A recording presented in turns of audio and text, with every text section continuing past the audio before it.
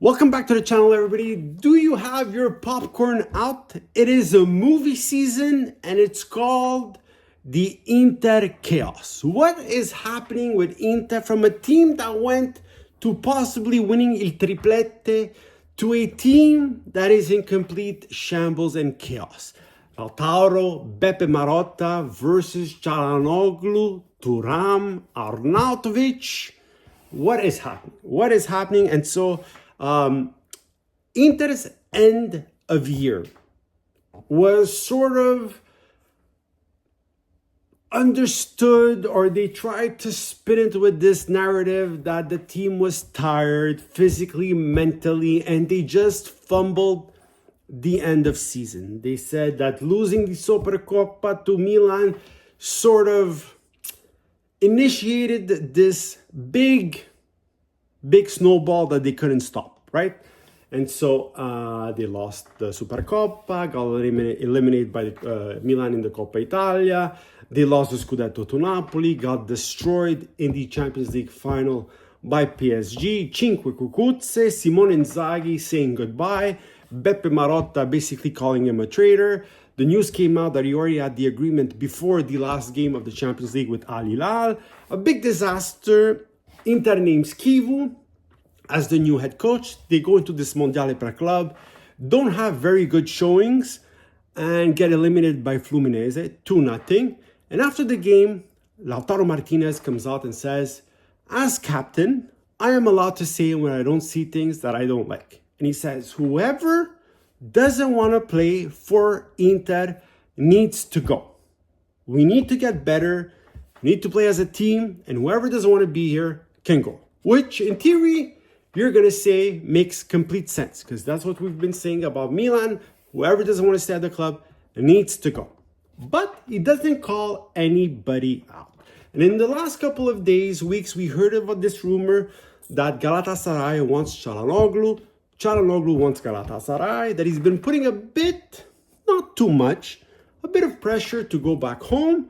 There's no real deal or negotiations between the two clubs yet. And so it was all like, yeah, he's probably talking about Calhanoglu, but he doesn't call him out. Then Beppe Marotta comes out and says, yes, definitely talking about Calhanoglu. Like, it's not too late to mend things, but definitely talking about Calhanoglu. Calhanoglu, of course, who is renowned to not let things go, to have sort of these bad endings with all his clubs. He did it in Germany. He did it with Milan. And it sort of looks like he's going to do it now. Comes out, writes on his Twitter or Instagram, whatever the hell it is, that, first of all, he's always given his 100% for Inter. First things first. Then he says it's not very captain-like to call out teammates when things go badly, trying to blame everybody else when it doesn't work.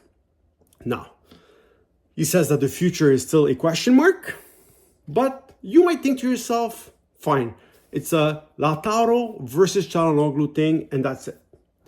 But then you see Thuram put a like on Calhanoglu's comment. Arnautovic put a like on Calhanoglu's comment. Inzaghi's wife put a like on Calhanoglu's comment, showing there's a deeper divide than what everybody thinks there is. Because if your big players choose sides, because obviously Thuram in this case, you would have thought maybe would have been on the Lautaro side, but Lautaro and Thuram played together, they play closely together, and he is choosing Calhanoglu, clearly showing support for Calhanoglu. Arnautovic showed support to Calhanoglu, and Inzaghi's wife, maybe Inzaghi said things that, he chose to leave because there was a bigger divide. That the narrative that this club was just tired wasn't the real reason behind il crollo, and maybe there's deeper issues. Well, seems like there is. And Chivu today had to have this emergency meeting with the players before going back to Italy, trying to mend the divide in the locker room. But it's clear that certain things are very deep. And Inter might be in a situation where a mini revolution will be needed. Because if there's factions, if there's sides in the locker room, at the first sign of trouble next season, these factions will definitely show up again. And so let me know what you think. Write in the comments. Inter fans, what do you think? It's going to be an interesting summer for, I think, the entire Serie A.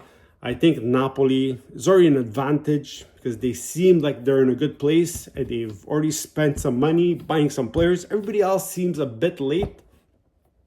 We'll see, guys. Let me know what you think. Write in the comments. Like and subscribe.